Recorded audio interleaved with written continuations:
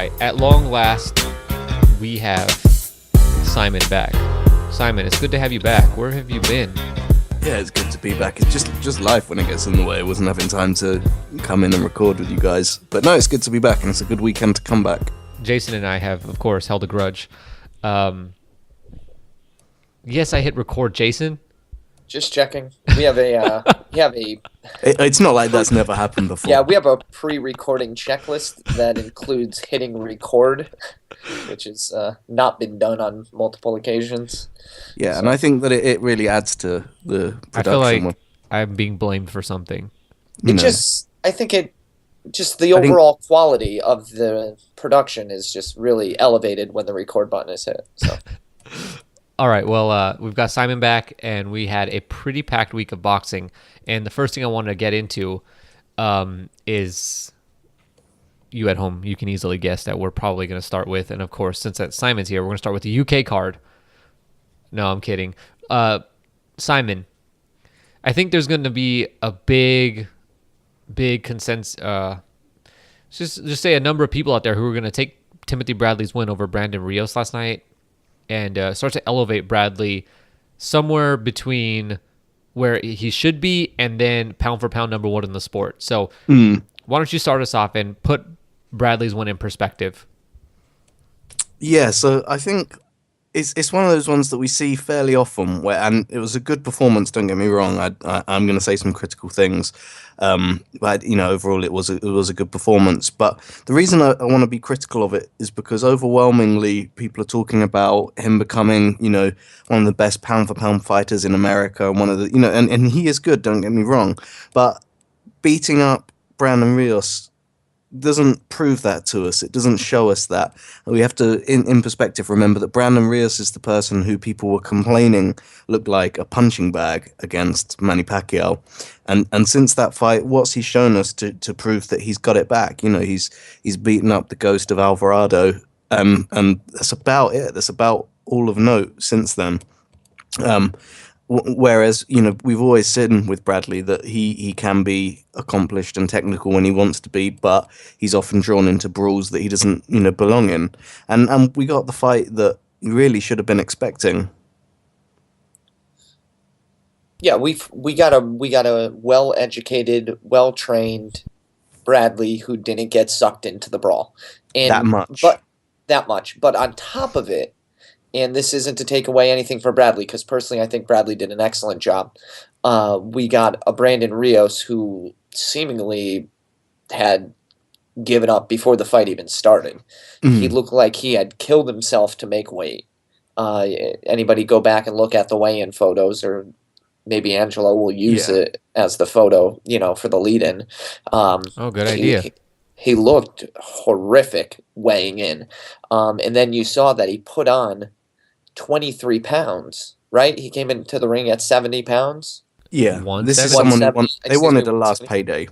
170 pounds, and we were just discussing earlier, that wasn't a functional weight advantage. It was a dysfunctional weight advantage. It made him slower, more sluggish, easier to counter, easier to maneuver around.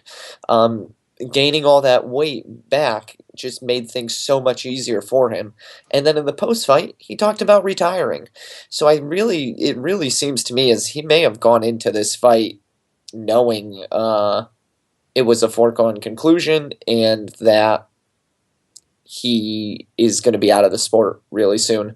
But I do want to say, just on the quick tip, Bradley and Teddy Atlas there. Yeah, Bradley and Atlas there.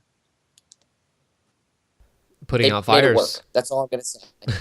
Putting out fires. It's where you're born. You're in the heat. I don't want to make fun of it too much because I really do think they clicked. I think they clicked really well, and I can't wait to see what a full, training camp with the two of them amounts to. Oh, that wasn't a full training camp? 7 weeks. 7 weeks? Close to it. Doesn't Mayweather only train for 6 weeks? I'm just trying to... Who's Mayweather? I don't know. Is there an active boxer named Mayweather? Oh. I think he's a previous boxer. I'm pretty sure we could stop talking about him. I'm pretty sure. Yeah, most fighters do an 8-week training camp. HBO's paying you. Most fighters do an 8-week training camp. I'm not really Am I talking? Do we have Jim Lampley on the line right now? I think we do. pretty sure we He's not don't. mentioning Lomachenko, so probably not. Oh, I will. wow. Don't get me started. We're gonna get there. We're gonna get there. But We'll get let's there hang up because on Lampley for a second. uh, So I wanted they to didn't get jump full. in here about Bradley. I thought, see, I think since after the Pacquiao fight, and I took a good look at Bradley, and I was like, you know what, this guy's actually really good. And yeah, he got the short end of the stick against the Pacquiao fight, and I was He's on a a good crusade. fighter. You can He's dig a up, good fighter. yeah, you can dig up many posts where I've put out there that Bradley is a top tier fighter. But you've been extremely critical of him Yeah, recently. I have been, You've been but at way the too same critical time, of him. I know because it's. I feel like Bradley has gotten everything I've said about him and thrown it in my face. He's fought undisciplined. He's basically done everything that I said he wasn't to make me look stupid. And he's fought to a draw, almost got himself stopped by Provodnikov. But I still like Bradley. And I think yesterday was the fight where Bradley kind of put it all together. And it wasn't Teddy Atlas. I don't think so. As far as like on a technical level, I think it had more to do with somebody finally was able to get through to Bradley and get through that thick skull of his and make him focused for the whole fight, not fighting with his heart. And you saw him at the beginning of the fight. He was getting into the battle with Rios exactly how Rios wanted it, and he got caught. And if you're going to come sit here and say that, oh, Bradley was flawless in that fight, no, the first 3 rounds were close because he was getting into it with Rios, and a combination of Rios just gassing after 3, and then Bradley starting to use his movement and use his raw, natural ability and the advantages that he carries into every fight. He fought a much better fight, and a better fight than we've seen him fight in a long time. But granted, that was Brandon Rios, and he was stationary. Just wasn't. He just didn't do much in the fight. Right. Rios is a stationary target, but it did take a disciplined Bradley to get himself out of the pocket. Because, like you said, he did start off the fight spending a little too much time in the pocket, and it took a little bit of discipline from Bradley. And you're saying you don't know if that came from Atlas, you don't know where that came from. Honestly, my thinking is it came from himself.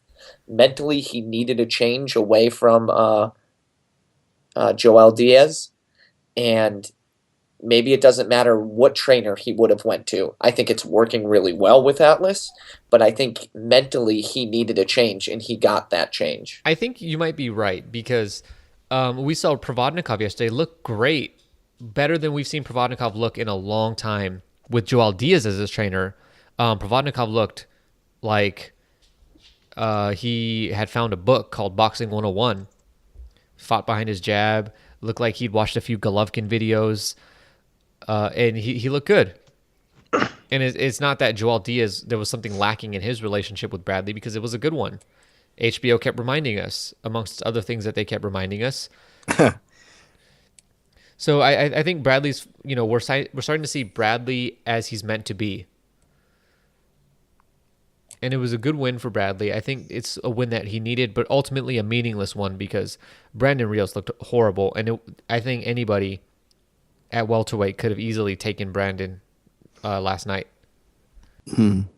Sure. I mean, in the grand scheme of things, beating Rios, what's that do for you?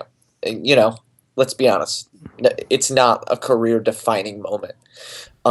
It is a moment where he was able to rediscipline himself to boxing, become the boxer, that he once was again, blah, blah, blah. And I think that's important, though, going forward. I want to talk about, Bradley's options going forward really quick before we get off of him.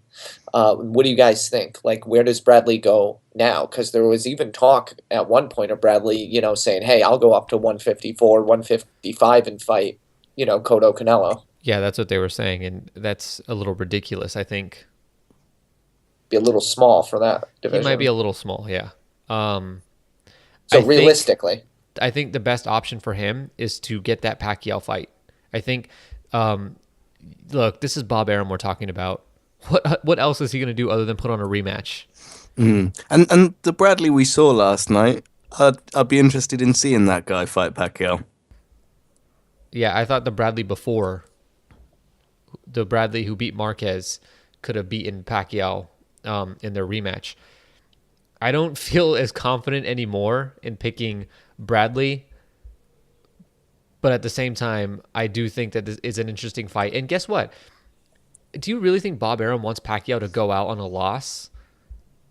Does he want an option that if Pacquiao loses, he still has another fight in him to sell him off, to pass the torch? So with Bradley, if Pacquiao wins, he gets to make Pacquiao Crawford, and it's an even more lucrative fight because obviously Crawford's going to stack up wins in the meantime. And at the same time, if Bradley wins, well, then Bradley just gets the shine from the Pacquiao fight, and he's also a little older and a little more right for the picking for Terence Crawford to knock him out ultimately. What, you guys don't agree that Pacquiao? Good thoughts. Yeah, I mean, the only direction with Top Rank as far as welterweights go, there aren't many. I don't think Marquez is coming out of the woodwork to fight Bradley again. I think Alvarado's obviously off the table for clear reasons. There's a potential fight with Crawford, but that fight becomes significantly more lucrative if he fights and beats Pacquiao first. What I think the real shame is that we can't get some of these welterweights over to mix it up with some of Heyman's guys. Well, maybe if HBO didn't say they were unwilling to do business with Al Heyman, who knows what the landscape looks like. I mean, good for them. They took a stand for themselves. But I wonder if they took a stand. Had done that, would we get these fights? Or is the beef really just Arum versus PBC? I'm not quite sure what it is. It feels like it could be old guard versus the new era. Yeah. Yeah, and in the meantime, we get stuck with things like Bradley putting on a fantastic performance and then not really having anybody else to fight. Or fights get rushed, because we could see Bradley versus Crawford a little prematurely, can't we? That would be a little premature, though. Exactly. Yeah. Saddam Ali. Ooh, no, that's a good fight right there. But Saddam And Ali again, hasn't it's rushed. quite fought his way, right? Yeah, totally. Yeah. He hasn't fought his way to get that fight. He's a number one contender, but I mean, how's the WBO going to feel with Saddam Ali potentially getting the belt? He's not not a top ranked fighter. We're not talking about belts. I know, but I wanted to point out the idiocy of that organization. The WBO, yeah. Anyway, so let's jump off of this fight and let's go to the Lomachenko-Koshika fight. So you guys go be uber critical of it, then I'll jump in and defend Lomachenko. Go. I'm not going to be critical because I think Lomachenko was really good beating up a guy who had no business being on HBO. Never mind in the ring with Lomachenko. I was about to say, never mind being in the ring with a guy rated in the top 10. I mean, come on. Lee Selby fought him in the Prospects era, and Lee Selby destroyed him. So what the hell was this guy doing on an HBO broadcast? The other thing was, what is HBO doing trying to talk this fight up like, it was like what Lomachenko was doing was special. No, it wasn't. This is what you do when you fight a guy like him. Who's a featherweight who wasn't even that great? Miguel Mariaga would have looked just as good as Lomachenko did last night. And it's because that guy just wasn't that good. But here we are listening to Lomachenko is one of the best pound-for-pound fighters in the sport, which, I don't know, maybe he is. But guess what? You don't have the resume to suggest that you're even in the conversation of pound-for-pound. I think one of the worst things about Lomachenko, or for Lomachenko basically, is how much hype machine is being put upon it that it turns fans off from him because they don't want to hear Lomachenko being rammed down their throat, even though outwardly he does appear to be a very good fighter. But you hear so much hype behind it, the natural reaction is to go the opposite direction and hate him.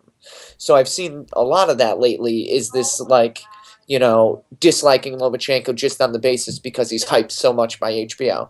It's exactly that. It's exactly I get it. that. He is super hyped by HBO.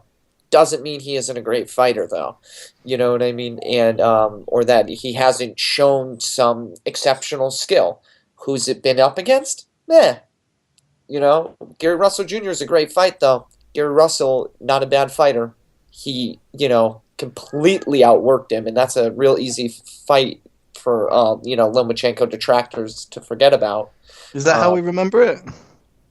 That's how I remember. I don't remember it being a very close fight. Do you? Yeah, I think it was competitive. Yeah, I think it was a competitive fight. I don't think it was... But I think there was a clear Lomachenko victory. I mean, I was pulling hard for Lomachenko in that fight, and I thought that Russell won a few rounds. Not like he was... Like, there... Did you give Russell more than 4 rounds? No, that's what the point I'm making, is that it was competitive. Lomachenko had to work, but he wasn't in danger of losing the fight. But he was winning round, right? Well, yeah, so, Lisa Jampa at ringside couldn't split them, though.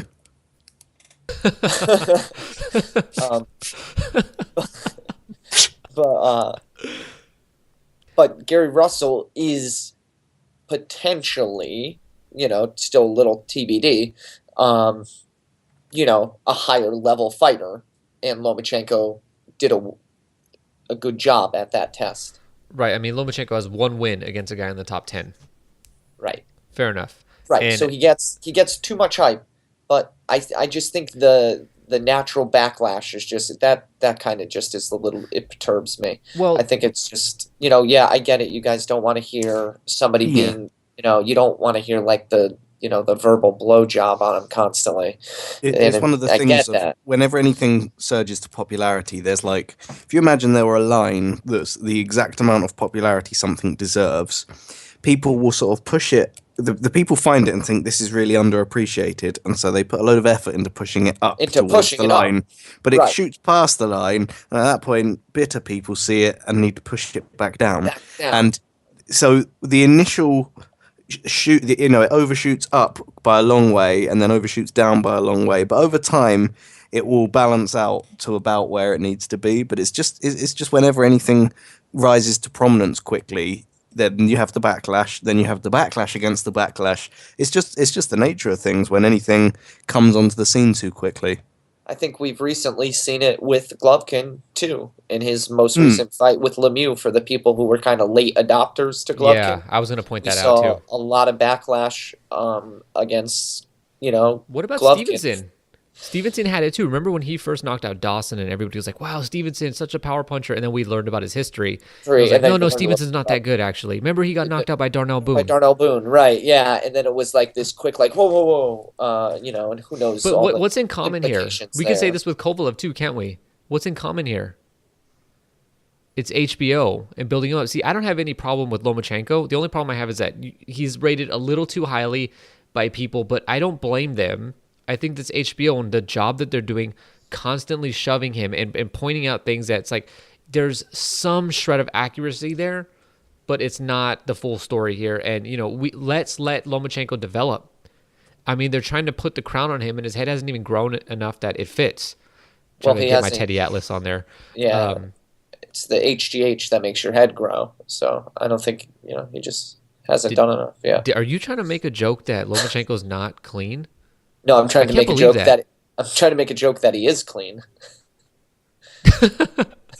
Okay, it's actually funnier that way. Yeah, his head hasn't grown enough. So, and I think that's the whole thing. I've used this example before. It's a roller coaster, though. With how I watched a WWE event with my nephew. Yes. And I was just sick with how much the announcers don't call the action, but instead sell you constantly on what you're supposed to be getting from what you're seeing. And it's like, I don't need that. I could form my own opinions. Well, so let's think about why that's done, though. The part of the reason that's done, at least in boxing, is maybe it's not the most educated fan base who's watching it on HBO. Oh, you want to go here, don't you? No, and I'm just saying the commentators are a source of knowledge for a lot of people. Listeners, I love you guys. That's not a bad thing. I would never say this about the listeners. I think that's where not a bad thing. You'll always get that issue that the bigger products, like the big pay-per-view cards, have a wider audience. Right. As someone that's more involved in boxing than your average fan, the commentary can seem below the level that you're used to or what you need. But you have to remember it's not for you. Funnily enough, and sort of ironically, the the main market of boxing isn't boxing fans. It's casual sports fans that you can tempt in and get lucky when you get your crossover fights that get the mass market appeal. So that the product has to be built geared at people who aren't its fans, which is bizarre, but it's the sort of terrain that we're in. So that's kind of what I was getting at, is just that, they're overselling to people who, may possibly buy into it and therefore watch Lomachenko's next fight. That's all. But all right. We can get off it. Here's how much. Let's just let this speak for itself. Okay. Jason and I both came onto this fight 30 minutes late. Yes. And neither of us cared. Right. I was usually, if I'm late, just 2 minutes to a broadcast. Fighters haven't even made their ring entrance. Like, I panic. I'm like a mess if I'm late to a fight. This one I was like, well, what am I late to? Lomachenko's up 4-0 on the cards, probably. And I turned it on. It's like, yep, 5-0 actually. Yeah, well, that was the thing. It was, and Thank then you, HBO, for changing your website. Well, you busted my balls. You're like, oh, you don't care about this fight? And it's like, well, no, I just happen to care about who he's fighting. Yeah, I know. There's a difference. Me either. Or not me either, but the same for me. Let's go on to Russia now. So the big story in Russia is the Cesar Rene Cuenca, the number one Argentine fighter in the world. Oh, it's heartbreaking. Quits against Edward Troyanovsky. He was the one. He was the real TBE. He was going to shatter Mayweather's record. And Marciano's and Julio Cesar Chavez's. It was all in Cuenca's feather-fisted hands. And he quit. And he and his corner are upset with the referee. But guys, you cannot call that anything other than a quit job. And it's like, Cuenca was frustrated. He couldn't do anything with Troyanovsky. Cuenca did his Cuenca stuff. You can't say that he wasn't doing what he normally does. No, it just did not work. If the referee and the facilitation of the fight is an integral part of your game plan, don't go to Russia and fight a Russian. Oh, yeah, that's the whole other thing. Enough said. We're in Russia. Like, who asked you to go to Russia and fight a Russian fighter? You're from Argentina. Nobody's heard of you. You could have at least come to America and lose your title the right way, the way people normally do. You've just dismantled Ik Yang's building hype train, and then you go and do this. It's so disappointing. Okay, we got to start a tournament here. So Ik Yang, Brandon Rios, and Angelo. I win. Let's who else do we get though in the tournament? Mike Alvarado. Sure. I think this would be a good little Matisse. tournament. Ooh, Matisse. Actually, Matisse Matisse versus Ik Yang. These guys can both make 140. That's actually a good fight. If Matisse is going to get back into things and come off big with the big knockout over a slugger, Ik Yang, give him a call. It's another Freddie Roach fighter too. Mm-hmm. Maybe he wants his revenge. What else is there to say on this fight? Troyanovsky looked all right. Okay, you guys are okay. I think it's because we kind of covered it, really. All right, cruiserweight. A lot of big action here. I think it's funny that people, there are a few people that made comments at me that I was like about Kudryashov losing. Did you guys not get the memo when I said that he was nothing more than a puncher, and that at some point a boxer would be able to get to him? But instead, it wasn't a boxer that got to him. It was actually him. Somebody told him to use your face for defense. Somebody told him, do not watch any Alfredo Angulo fights or Glenn Tapia fights. Just punch as hard as you can, as long as you can in the first round. And then he'll usually get knocked out. And if not, you can outbox him with no energy. Obviously, Kudryashov, if you didn't see it, he hurt Duerdola in the first round, unloaded everything, and then got knocked out in the second round because he had nothing left. Yeah, which was probably a difficult exit party for Duradola on the way out. Yeah. Not to mention that Ola Afalabi also knocked out a Russian fighter. And that knockout was straight out of a World Star video. I don't know if you've ever seen the fight comps, but that looked like guy comes forward sloppy, a quick little hook as the guy comes in, and he just slumps over limp to the ground. Good knockout by Afalabi. Afalabi's just a good fighter, sturdy. You know what you can count on him for. He'll give anybody a tough fight. And then I wonder if they shared a cab out of there. That would have been a tense atmosphere for them. Afalabi and Duradola. They should have. Afalabi's British. Did you know that? Yeah, they probably had to like sacrifice Latif Coyote. Like, you know, he went down. It's all right, guys. I actually think that Duradola would have stuck up for Coyote because those are the 2 of 3 cruiserweights in the world from Nigeria. So I'm pretty sure Afalabi was the odd man out. Duradola carried Coyote out because Lebedev stopped him. Dennis Lebedev. Cruiserweight's heating up. You've got Lebedev, who's still hanging around in the division, around the top. And Lebedev's picture on BoxRec, go check that out. It's good. It's his old war picture. When he served during the what was that Russian war that they had in the 90s? That it was when they went to Afghanistan or something. I don't know if your grasp on military history is what it needs to be. Hey, you know that boxing is my life. Do you think I have time to worry about Russia's military escapades? Not at all. But yeah, it's a good look for They him. did go to war though at some point. I'm sure they did in the 90s, and that's Lebedev stuff. was there because they took his picture of him with his uniform on. So maybe they can do a little tournament. Lebedev can fight Duradola, Afalabi can fight Glowatsky, and then the winners fight each other, and then we'll find out who the real man is at cruiserweight. And then Jazad can just sit there and cry because he just got left out. All right. Alexander Povetkin stopped Marius Wach. Now we have our resident heavyweight expert here on the line with us, Simon. What'd you think of Povetkin? All right, good. Wait, I'll get to you there. I had something that needed sharing first.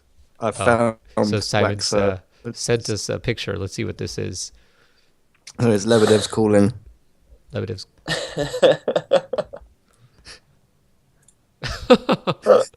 It's a picture of a guy with a striped shirt and a little sailor hat on. This It's is a Jean Paul perfume, Gaultier perfume. Yeah. a male perfume ad. You see, the thing is, I don't think Lebedev has the face to pull this look off. Yeah, maybe not. That's all I'm going to say about that. So do you want to talk about Marius Wach versus Alexander Povetkin? Just an enjoyable one. What was your take on it? That Marius Wach isn't very good. Yeah, that Marius Wach and Brandon Rios are, at the same level.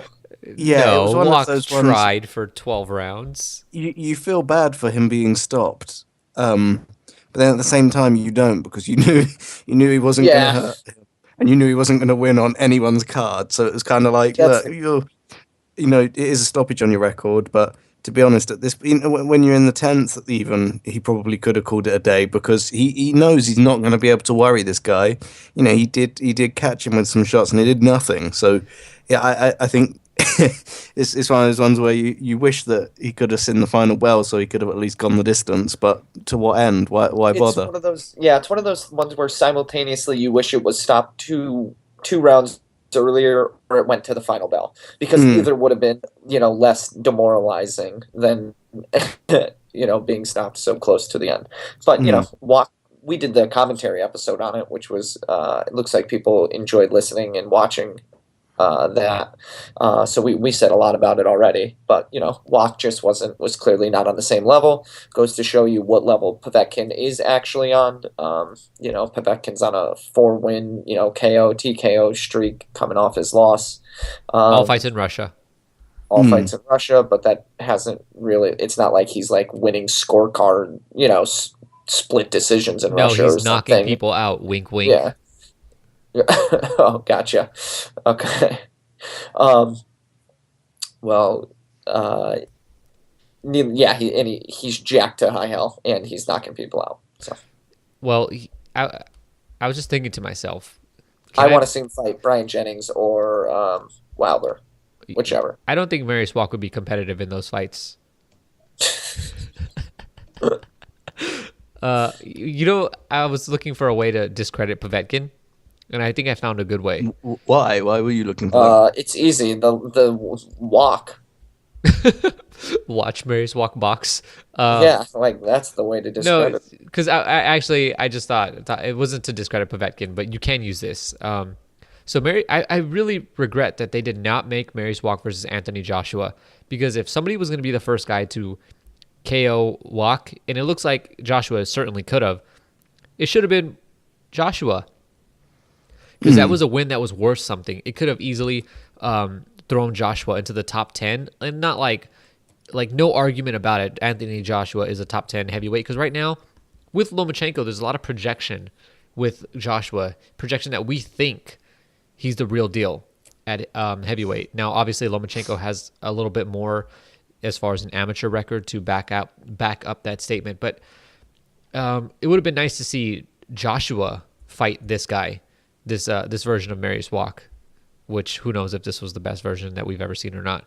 The other thing is, so the fact that Walk was in conversation to fight a guy like Joshua just kind of tells you how competitive he was going to be in hindsight against Alexander Povetkin, who is legitimately the best heavyweight in the world next to Vladimir Klitschko. Anybody disagree? Too bad. Deontay Wilder's team. All right. So let's talk about disagreement. So I thought that Callum Smith would easily beat Rocky Fielding. Yeah, and I guess there were a lot of people out there who thought Fielding was going to be a big test, right? Going into this fight. Why were you That, people like, thinking that? There was this guy on arguing with me that Rocky Fielding had accomplished just as much, or that Callum Smith's wins had meant nothing, Serge Loka and Christopher Rebrasse. And it's like, are you crazy? Those are guys that are capable of competing on the world level. Who has Rocky Fielding beat that tells you, oh yeah, Rocky Fielding can compete on the world level? Has he fought anybody that's competed on the world level?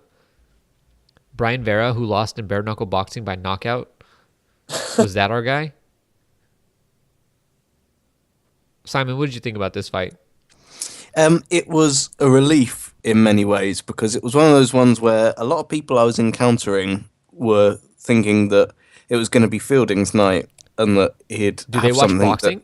Well, I mean, no, not to Okay. the same degree. There are more people that are like, the more casual British audience that kind of watch the British scene a bit on the weekend, but interchangeably with football or any other, sport that catches their interest. But it was just odd, the overwhelming amount of people that were going for Fielding, because I vehemently disagreed. But it's one of those ones where you hear it enough times, you start to question, am I wrong here? Am I missing a trick? So when it happened and it played out as it did, it was that nice sort of exhale of relief where you think, okay, I did have it together. It interests me in what they're going to be able to do for Callum now in terms of where they want to position him within his division. I mean, do you Bring think on he's George ready for a Groves. big step up? Yeah, do you think he's ready for a step down? Last year, Mm. last year, Callum Smith would have beat George Groves. This I year, think he I want to stops him see Badu within Jack. 3 rounds. Badu Jack? Mm. No, Why no? because he got a pound for pound vote. Somebody voted him into their pound for pound list. He put him at number 10. Oh, No, but good going, guys. Groves is a good fight, though. Like, if we want to be a little more realistic. Like for I a just name, don't think it's think competitive. yeah, Yeah, it's not it's a competitive. scout for the sake of it. I mean, you could probably Yeah, but it's a good name. It's a perfect name. He you needs to could build buoy up some his... UK fans into showing up, and but it's not relevant to anything. BoxRec has Callum at number 4. I think he's ready for Arthur Abraham. I don't like that, because I think that are just too sort of cunning. I think that Callum could endanger his hype and intrigue by fighting Abraham. All right, let's just do this. I think this is going to be a better experiment for us to do. I'm going to go down the list of super middleweights on BoxRec's site, and let's just see who are feasible fights that can happen. Not saying that they will, but you'll know. Like Andre Ward, that fight's not happening. Abraham? Why do you think that's not happening? Why would Eddie Hearn put Callum Smith against Andre Ward at this point? Callum's Yeah. 25. I get And that, Ward but then is to his trying to credit, move up to because he's light heavyweight. 25, it's everything to gain, nothing to lose. Arthur Abraham. I don't think that fight's happening. Ward seems to be set on trying to fight Sergey Kovalev. So Arthur Abraham, can that fight happen? I think so. I think Abraham's team looks at that fight and says, "Oh, yeah, bring him on. It's a dream. We've already fight beat up for his brother. Abraham. This fight sells itself." Yeah, twice. James DeGale, not yet, because Carl Froch is now They've considering both got coming out of stories retirement. that need concluding, yeah. That'll be later on. Callum Smith, I don't think he beats himself. Anthony Durrell, I don't think they make that fight. Badu Jack, I think that's a great fight. I think they can sell it on Callum coming for revenge, British revenge over Jack the Yeah. Ripper. Absolutely, and they've proved It works. I see what you're doing there. Yeah, no, I like that bout. I think it makes sense. Who do you like in it? I don't know. Oh, you're a big Callum's fan. I don't like that. I don't like that Yeah, you're I know. not sure right now. I don't know. Jack impressed me. Okay, here's the fight that's going to happen. You guys ready? Are you guys ready? It's rhetorical, buddy. Just go. No, I don't think I can take the shot. No, Go on. All right, I'm gonna hold unplugged off. my computer. I'm going to hold Yeah. off, okay? Fedor Chutinov. You guys don't even know who that is. What, are you kidding? No. You remember his last outing? Where he, Buglioni. I know, but he didn't stop him. I was really disappointed. I really wanted him to stop him. No, he just won every round. And got hit after the bell. Here's the fight that's going to get made. It's Martin Murray. Why do you think that? Martin Murray, really? You think so? Because So- it's a big Liverpool fight. I just think Murray gets Murray's kind of on a win munched by streak. Abraham and then goes away. Oh, I forgot that he's fighting Abraham. Oh, yeah.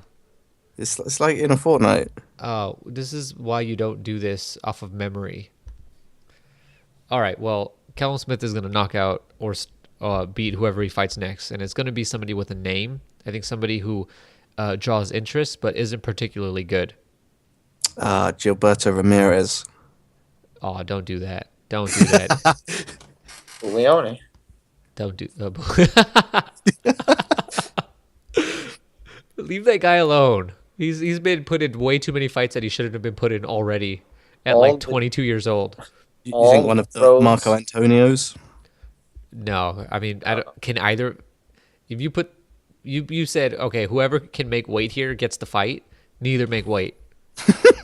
All right, let's just jump on to our next fight, and that is Ruslan Provodnikov stopping 14-0 beast Jesus Rodriguez. Provodnikov learned to box. He jabbed. He cut off the ring occasionally, and Rodriguez moved around a lot. It looked like he studied Chris Algieri's game plan and tried to follow it to a T, except he didn't have his quickness and surprisingly didn't have the pop on his punches that Algieri did, because Algieri was able to snap Provodnikov's head back. Now, we could say that possibly he was able to do that because Provodnikov had no clue those punches were coming because he just wasn't expecting to get hit at all. And I think this time he was like, okay, I can be hit. Like, I have to be responsible.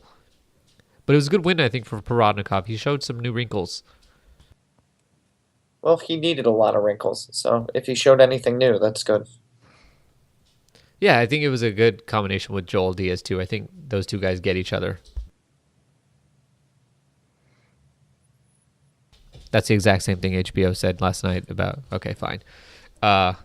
Let's talk about Carl Frampton versus Scott Quigg. This one is official now for February 27, and we talked about this last week, Jason, but let's see what Simon has to say.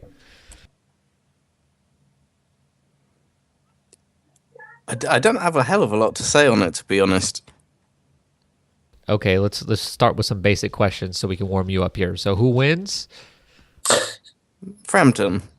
How does Thank he you. win? Sorry? How I does he said win? thank you. How does he win? Probably by stoppage. You think Frampton's gonna stop Quig? Yeah. Why are you so low on Quig? I just don't think that he's gonna be able to hack it. What, Yeah. was that surprised you, or? It is surprising. I thought Quig is looking. yeah, because everybody in our little Skype chat has gone so pro Quig, it's been ridiculous. I don't understand where they're getting off. How has that happened? I have no idea. Like they've just because you know how it happened. Frampton got dropped twice when he had a little bit of the jitters and came in cold, on a fight. So now everybody, wants to back off him and act like he's not, a fantastic fighter that he is. Mm. And I think a lot of it has to do with that, and it's just ridiculous. Frampton is a great fighter, and this is like the biggest fight of his life. I think he's going to rise to the occasion. More so, he already had to rise to the occasion of fighting in America, having the jitters and going through that. Like he already learned what that experience feels like, and he got through it. Fighting in front of 30 so. people in Texas. So what? He's gonna fight in front of thousands of people in Manchester. Network TV. His first time in the U.S. on network Frampton TV. did not care about that. He didn't even know it was on network TV. You think he has a vast understanding of our? I don't even have a vast understanding of our TV system here. I don't even know how to talk to somebody who has such ridiculous things to say. Look, I think Frampton is the clear favorite. You're in his head. Like he didn't care about that. He didn't. I highly doubt he did. Frampton cared about going out there and winning, and he did. And I don't think that Quig has a good shot, but I think he has a shot here. Yeah, it wouldn't be an exciting matchup if that wasn't the case. I think Quig is better than you guys are giving him credit for. You don't know how much credit I'm giving him. All right, Jason for sure.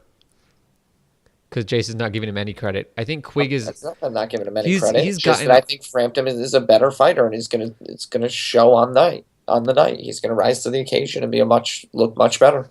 I think Frampton is cleaner, more precise, and more efficient. I think Quig fluid. He's not in knockout artist territory, but he's more towards that end of the spectrum. And I just think that that's a completely perfect recipe for Frampton to work with. I actually think a little bit of the opposite, but that Frampton's style works better for Quig than Quig's style does for Frampton. Quig is a weird sort of walk forward boxer. Frampton doesn't usually walk guys down because he doesn't need to. He's a real good counter puncher. And I think that's going to play to Quig's advantage because Quig likes to lead. He likes to follow guys around and trap them. I think style-wise, it's going to be a great fight. Yeah, absolutely. Atmosphere is going to be great. And I think Quig is... I don't think that Quig wins. You guys don't get that twisted. I don't think that Quig wins this fight. But does he have a shot? Would it be completely out of the blue if he won this? No. I think that if Quig wins... we'll look back and say, okay, there were signs everywhere. And that's all. I don't think it's going to be that's like Matisse versus Postol. There were signs everywhere. I didn't see those signs. Yeah. Anybody who likes Argentina fighters, we didn't see the signs. You guys blinked. Yeah, you guys had your blinders on to those signs. Oh, you know it's a better example? I don't see those same kind of signs going into this fight, I guess. The Cuenca Yang fight. That one had signs. Sure, if you need to do a more obscure reference, absolutely. What is your thing with Asian fighters and guys with no punching power? Getting a little sick of this, Jason. Every time I want to talk about Juan Hangman Yathin, you're like, Vito, nope. What division is he? Nope. I said I didn't even say it. It's Mint. Nope. Mint. Nope. That's the division. Mint. Nope. All right, so Freddie Roach is he's still saying that nobody knows who Gennady Golovkin is. And that's why I think being on pay-per-view and selling out Madison Square Garden, selling out StubHub Center, being the only boxer to do so, yeah, no, those definitely aren't accolades that you would ascribe to a known fighter. What, like, what's the logic here? Well, I find it hard to believe that what you just said is accurate. Like, maybe Roach has some other. Like, does Do you think Roach is this pre-negotiating? is does Freddie Roach not watch HBO? Has he never heard them mention Gennady Golovkin and how crazy the announcers go over him? I think, like I just mentioned, maybe it's pre-negotiating. He's got, he's What does he care? He's fully convinced that Cotto is going to beat Canelo, and he's like in a pre-negotiating for the Golovkin fight. But why would he care? It's like, do you Why would he think care? Golovkin's going to get anything more than like $2 million? Well, his If purse he's is training, and relevant. his purse is bigger because they get a bigger split of the purse, then Right. it does directly benefit him. There's no way Golovkin gets more than like $3 million to fight But Cotto. But it directly benefits him, is the point. But you would think it would directly benefit him to build Golovkin up, to say, hey, this guy is big, Cotto needs more money to fight him, So it's a little counterintuitive. I see what you're getting at, Angelo. It doesn't make sense. And maybe it's hey, he trained at my gym for a couple days, didn't choose me as a trainer, and I'm holding a little bit of resentment, right? Because he kind of has... Because he kind of has a style that fits Roach's come forward, Roach would type love of Golovkin. training. And Golovkin did show up at Roach's gym and trained there for a couple days. It's where we got that excellent sparring footage of him versus Julio Cesar Chavez Jr. Was at Roach's that gym. beating? Yep. So maybe it's a little bit of like resentment that he, the fish that got away, kind of old man in the sea. Could be. Now, what do you guys make of Cotto's apparent injuries that he's got? His face looks busted up. Is this that one picture that was kind of circling? Is that what you're talking about? Yeah. Okay. He does look pretty bad. Overblown. I think it was a little overblown. I think it was, he looked like he took a shiner in sparring, but I think he'll be okay come fight night. I mean, we've never seen Pacquiao look like that in sparring. Well, that's because Pacquiao demolishes all of his sparring partners. He actually sends them home. They don't come back. He knocks them out. I don't know. I think we have to read something into this. What do we have to read into it, though? You choose. Cotto's getting tough sparring, and he's going to beat Canelo now because he's more prepared. Or that he's gone, his best has already been spent in sparring, and now he's getting beat up by his sparring partners. Oh, come on, man. Why are you so pessimistic? I'm trying to sell Cotto here. They disclosed who the sparring partners are. Ray Beltran? No. No, that's just the go-to top. I mean, that's the go-to. I know, I was just joking. But Chris Eubank would be a great sparring partner. That would be a great sparring partner for. I'm going out on a limb. What episode are we on? Is this episode 50? I think it's 51 because our commentary 51? Episode was 50. Let me look. Okay, so episode 51. I'm gonna go out on my limb and I'm gonna pick Cotto. Don't do it. Yep, I'm picking Cotto. Don't do it. Yeah. Just don't make a pick. Yeah, no, I'm picking. I don't mind about being wrong, unlike you. You don't want to pick because you're afraid of being wrong. I have no problem being wrong. I'm going to go out on a limb, and I'm going to say Cotto wins the fight by decision. I tried to stop you. Multiple times during that. He was a responsible friend. He was a very responsible friend. This is you had your keys in your hand. You're like, no, I'm driving home. And I'm like, no, you shouldn't drive home right now. It's like, nope, I'm driving. I'm not afraid of getting into an accident. I'm like, you're a little, I don't care. You're just a little, no, I'm driving home. People on the road. don't worry about you. There's other people that could hurt. I don't care. I'm driving. I'm driving. Right, fine. I'm just letting everybody know. So let's since we're on the subject of being reckless, Yuriorkis Gamboa. You're going to bring up Scott Cardle, of course. Well, should we talk about Scott Cardle? Who? I think so in the context of how it went down. I mean, I appreciate it. He's not got a lot of like transatlantic appeal, but that's an interesting fight between him and Ricky Burns. him and Sean Dodd from last night. Yeah. So if anybody didn't see, Sean Dodd and Scott Cardle went life and death Two guys with no knockout power at all. Oh boy. Neither guy but decided. Sean Dodd came in as a like time waster fight. You know, So typical British. No, he you know, it was his 12th professional fight. You know, Both guys realized yeah. very early too. Was like, wait a second, this guy can't hurt me. Meanwhile, the other guy was thinking the same thing. So both dropped their guard and said, somebody's going. but neither went. Well, Scott Cardle, Simon made a joke that he became Puerto Rican for the night because this dude was just streaming blood everywhere. Oh boy.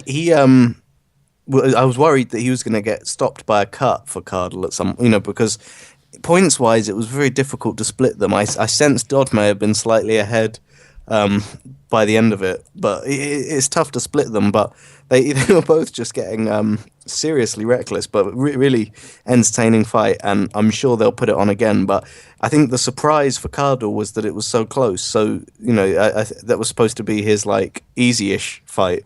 Yeah, right. This was a stay busy fight, for lack of a better word, right?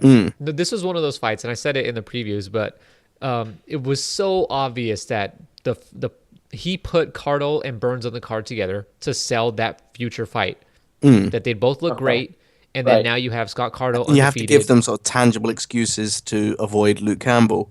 Exactly. And entertain each other. Exactly. And but Cardle missed the memo that Eddie Hearn was trying to send to everybody, and almost got himself stopped and lost on points against Sean Dodd. Who is this guy? Sorry, it's Sean Dodd. 3 fights ago, got knocked out by Andy Townend. You know Andy Townend? No, because he's fighting TBA and then Craig Poxton. You know, it's just silly. So who ended up winning? This guy, well, I mean, Cardle does get away with it, but Sean Dodd gets stopped. I don't necessarily think he needed to be stopped. He was stopped. It was a weird stoppage. Yeah, he really didn't need to. He gets knocked and then sort of loses his footing and falls against the ropes. And then as he's standing up, the referee just calls it off. Like, he could have given him a count, could have checked him out. Like, he didn't even necessarily fall over from a punch. He did. It was a knockdown, but it was more that he sort of lost his footing, you know, which is what made him fly over. It wasn't that he was hit with an amazingly powerful Scott Cardle, haymaker. There aren't any powerful Scott Cardle haymakers. He was tapped and then sort of stumbled his way down, but he could have made it. He didn't have long left in the round, and he had a good shot of winning it on the cards. So I feel that he needs that rematch, and Cardle will no doubt train for it next time. You think he maybe came in on a little underprepared? Oh, totally. Yeah. I mean, I recommend watching it because there's quite a lot of wrinkles to it in terms of the story. Because you see, Cardle, he starts kind of strong and thinks like, gonna get this easy day in the office. And Dodd makes it clear that's not the case early on, and you can see the sort of surprise, the tension in Eddie Hearn. Like it's just a good all round piece. Sounds like a Darnell Boone fight. It was a wild one, and then. I'm pretty sure the early stoppage kings, Eddie Hearn was like jumping ringside, jumping up, pointing at the referee to call for it, Stop the fight. Like he was Vince McMahon. Let's see. So Gamboa also won this division. I think he stops both of these guys. Does Gamboa fight anymore? He wants to fight anybody from 126 to 135, and contract issues. From what we know, Gamboa is actually willing to fight anybody from 126 to 135. And how we know this is true is because he fought Terrence Crawford. It's like, what were you thinking? Who was advising him at the time that was a good fight to take? It's like, how many pounds of Terrence Crawford rehydrate? Maybe to about 154. Sign it. It's quick. It's exactly like the kind of guy I want to fight. Okay, Gamboa, you like. He has the. You don't even rehydrate. Yeah. Like, you actually show up to fight at 135, the limit. Well, and his reach is like ridiculous. A yardstick? Yeah. If that. Yeah. So I've not been up to date with him. Where's he been? Well, he's just hanging. He's kind of hanging in the wind because he was with SMS Promotions, 50 Cent's fledgling, failing promotional company. Really? Right. So he kind of had to sue and get out of that contract because there was this whole thing where his contract was 3 fights a year for 3 years or something, or at least it was 3 fights per year. and he managed to get him one fight in 3 years. So, he had to get out of that contract, but he's now Yeah. out of the contract and ready to fight again. Yeah, so he's willing to fight Lomachenko, which would be a great fight. They should just do it 4 rounds too. That's the thing. He's the prototypical, Cuban amateur fighter that looks amazing. Don't say anything about Lara.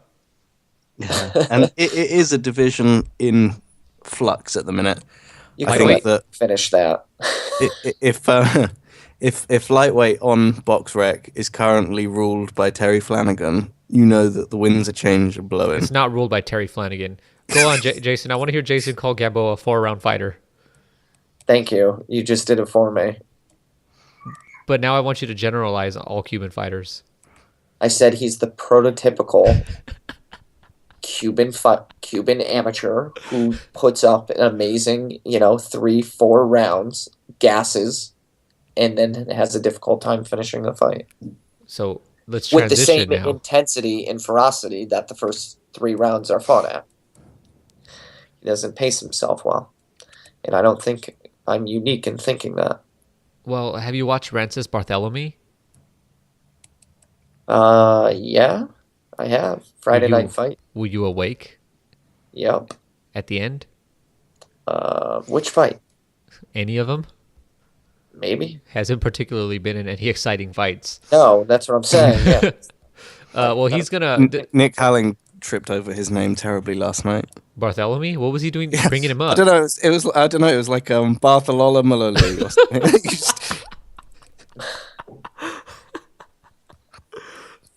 Well, top-ranked fighter in Denis Shafikov, who you might all remember from his thrilling showdown with Miguel Vasquez, is going to fight Rances Barthélemy, who's moving back down to 135 for some reason. It's a tough name. Tough name. He's moving back down to 135 for whatever reason. They're going to fight on a PBC event. I believe it's the October 19th, which is probably... October 19th, so we're going to go ahead and jump back to our DeLoreans. December 19th. Y'all can catch the fight. It's a December 19th card, which is probably going to have Adonis Stevenson on it. I'm just a guess. Ooh, yay! Christmas comes early. Adonis Stevenson and Barthélemy on the same night. I'm just guessing. I don't know who's going to headline that card October 19th. They certainly should not have Barthélemy versus Shafikov as the main event. I think they've learned their lesson with Shafikov, or sorry, not Shafikov, but Barthélemy in his last fight. Didn't he end up in some weird predicament where he was knocked out or got knocked out after the bell? No, he was the one who did the knocking out. He did the knocking out clearly after the bell. Then they had to redo a fight that everybody knew was a foregone conclusion kind of thing. Correct. Yeah. I remember him. Yeah, that guy you're talking about, Argenis Pendes, with who's a guy who has the biggest neck I've ever seen. Yeah, well, that's because his father mated with a giraffe. All right, Roman Gonzalez time. So, we completely glanced over the fact that Bradley got his 13th KO. It's amazing. Timothy Bradley stopped a fighter. Yeah, and it was Brandon Rios. But Rios quit. Rios quit. He sure did. Right. So that's different. Okay, I see what you're getting at. I mean, it's not like it's different than a one-punch knockout, sure. But it was enough power. Look, Bradley really needs this, so don't try and discredit it. All right, that was a good job. Hey, you know what? I just want to say in that fight, in that round, I noticed something with Rios very early in the round. The first punch that Bradley lands in that round, Rios looks like he's gonna smile like he normally does, which makes no difference, by the way. And Rios cracked the smile, and then it stopped, and it just he just had a frown on his face. Fast forward a minute, and he's on the floor quitting. Yep, and that was the moment in which he decided to quit the next time he got hit hard. It was like Bradley broke him. He took away Rios' smile. I actually think Bradley's the villain here. Bradley versus Postal, the smile stealers. You guys ever just try to put in random numbers into BoxRec and see who pops up? No. You Okay, have I way guess too I, much I time. take it you don't. yeah, I guess I don't have time. Because like you just find these interesting guys like Tommy Driscoll. What's he? Number 45983. He is number 157924. He was a 9-5-7 featherweight out of Oakland, who made his professional debut in 1912. Beautiful. Yeah, starting with a 1, you're gonna get some early birds. Well, I did this for who was I on? He must be quite unique. Like, he drew the majority or an overwhelming amount of his fights. Literally a third of his fights were draws. Maybe he had a good promoter, you know.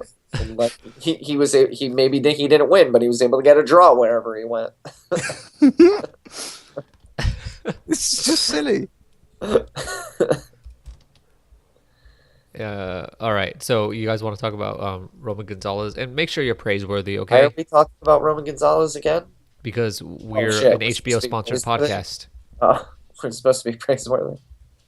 So, Tommy Hanks debuted in 1985. He was a lightweight. He went 19-14, losing 2, 4, 6, 8, 9 of his last 9 fights, and 11 of his last 12 fights. Tough break. Tough break. He got out. He got out when the get was good though.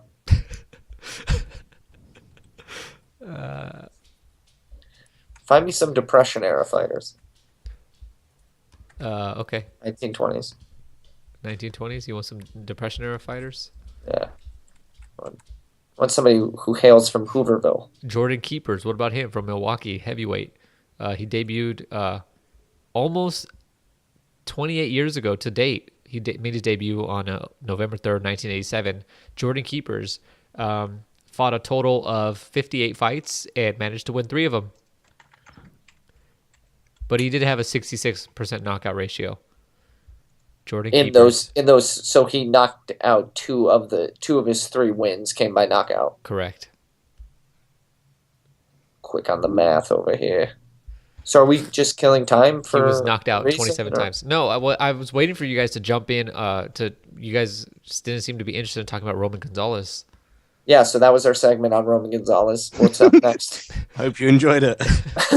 All right. Well, I guess I'll just rant while I you feel like- guys sit I feel here like and type in random numbers into BoxRec.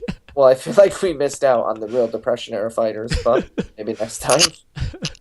Roman Gonzalez is negotiating a unification with none other than one of our favorite fighters. I'm not ruined wrong. Is he asking for $10 million per round? Which is probably why the fight isn't signed yet. Yeah. Maybe. Roman, and what Jason's referencing is that Simon. No, not Simon. I'm referencing Simon being willing to fight Roman Gonzalez for $10 million per round is what I'm referencing. Simon, how much would we have to pay you to fight Roman Gonzalez? I'd do it for like a $5. Yeah, because you're like way bigger than him, aren't you? I mean, does it have to be boxing at this point? Could I just like cuddle Yeah, it him does and- have to be boxing. It does have to be Yeah. boxing. I almost Yeah. got myself down. I'd have a good go of it. I'm within 3 pounds of Kovalev's weight, and I am so down for fighting Kovalev on HBO. So, Kathy, main events, you know me. You'd Hit me probably up. be slightly more competitive than Mohammedi. I could cut 3 pounds. I can make weight. Hey, if Rios can do it, you can too. I think the ruined wrong fight for Gonzalez is the right one at this point, seeing as how he feels that him and Juan Francisco Estrada are both worth $1 million apiece. And I'm sure that there's no promoter on the planet or network that's willing to offer up that kind of money. But the ruined wrong fight, I think you can get ruined wrong for really cheap. And he's a good fighter. I think he does a lot of things which there are people out there that disagree with and aren't happy with what he does. You know, his wrestling, all of that stuff. Yeah, his last fight was atrocious. Well, yeah, the stream quality sucked. Yeah, we couldn't see all the takedowns in HD. But I do think that Ruin Wrong will make things interesting. At the very least, he'll make things interesting. He'll get knocked out. He'll knock out Gonzalez, or we're going to get a good match, wrestling match. And speaking of wrestling matches, Ronda Rousey fights this week. Pay-per-view. It's the pay-per-view before the pay-per-view, not the Mayweather, the Cotto Canelo fight. So what are your predictions on this one? She's fighting Holly Holm, who is a boxer. I have no interest in it. None at all? No. Okay, well, I'll just save this for the preview podcast and talk about it with myself. Yeah, you do that. All right. Well, that's going to be it for this week's episode of the Sunday Puncher podcast. Be sure to add Sunday Puncher podcast. That's the name, Sunday Puncher podcast, to your Skype address book, and you can talk to us about boxing anytime you please, except at night. I found you your best one. What? It's 11826. 11826. So we're still typing random letters and numbers into BoxRec. Hey, check out his debut. He debuted in 1908 against. This is like, do to him? This is this is some wrestling stuff. So we got in September 16, 1908, we have Knockout Brown versus Kid Ghetto from the Bronx in New York. Knockout Brown? Knockout Brown knocks out Kid Ghetto. Are we back to Depression era fighters? This is pre-Depression era. Brooklyn, Tommy Murphy, Hoboken, Tommy. So people just put their boroughs in front of their names back then? Well, yeah, it was a really defining characteristic. Especially Ty Cobb? Especially when you were coming, from boroughs that were culturally insular. You'd get a lot of fan support from Lost a decision against Dick Peters. Man, this is a good find, Simon. Jason, I gotta send this to you.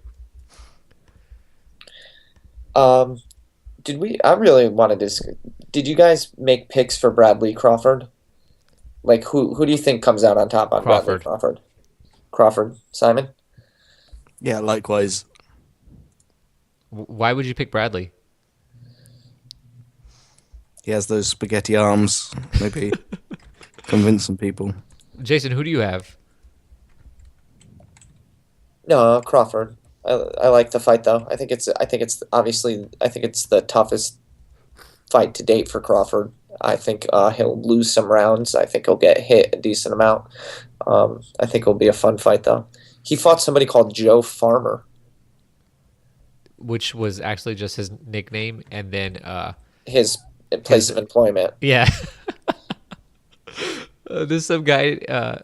Joe Farmer has a winning record. He's 2-1. Type in 74508.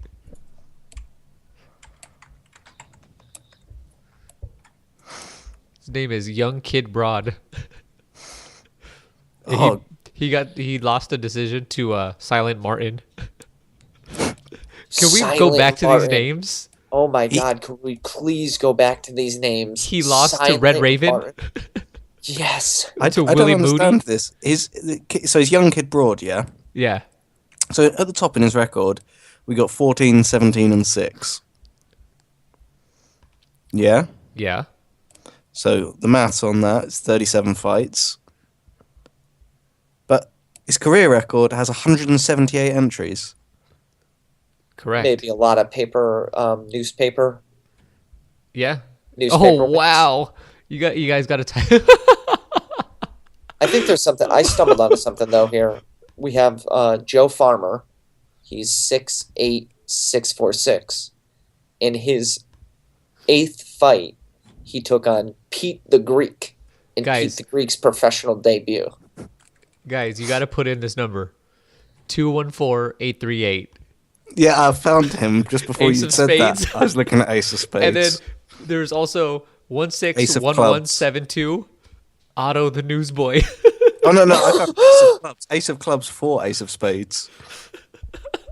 No, where's Otto the newsboy? They literally picked Otto the newsboy and made him fight in a professional boxing match. They took his little newsy hat off, kicked his bicycle down, and said, "Get in the ring." Oh man. They did it right. Yeah, that's it. Wow. He beat up Ace of Clubs a couple of times, battling Stinger. Man, he fought Willie Gibbs 1, 2, 3, 4, 5, 6, 7, 8, Kid 9. Ghetto was a treasure chest. Oh man. There's also Kid Stinger, Kid Klein. Ace of Clubs and Ace of Spades. That must have been. All right. Well, that's it for the Sunday Puncher podcast. Send us feedback, subscribe, give us ratings. That's we're gonna keep on with this random numbers in the BoxRec thing and see what we pull up. Otto the newsboy, pound for pound, best name ever. No, that was literally, he was a newsboy. They took his bicycle away from him and said, "You can't get it back till you fight professionally against the Ace of Spades." Maybe all of these names are from like some private little boxing league where somebody kidnapped like hardworking Americans and just trapped them in And made him fight in the bottom of the Philadelphia Boxing Club. yeah, they're all from Philadelphia. Just a basement fight. This Kid sounds Dempsey. like Donna Stevenson's prior life. Ooh, I guess we'll end it there. Yeah, end it there because I've found a sadder number.